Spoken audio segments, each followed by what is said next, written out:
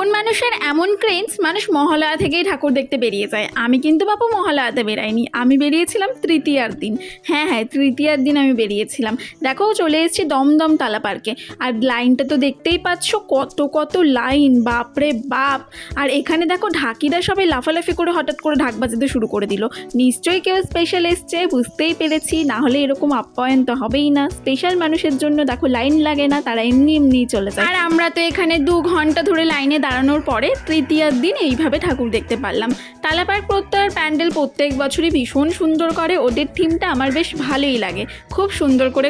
আগের বছরও লোহা দিয়ে কী সব যেন প্যান্ডেল করেছিল, এবছরও লোহা দিয়েই প্যান্ডেল করেছে। মনে হয় আগের বছরের লোহাটাই এবছরে চালিয়ে দিয়েছে। যাই হোক, প্যান্ডেলটা বেশ ভালোই করেছে। চারিদিকে শুধু অন্ধকার আর অন্ধকার, বেশ স্বর্গ একটা ভাব লাগছিল। আচ্ছা, এবছরে ওদের থিমের নামটাই তো বলা হয়নি। থিমের নাম হচ্ছে বিহীন, যদিও বা আমি এর মানে জানি না। তোমরা কেউ জানলে আমাকে কমেন্ট বক্সে জানিও।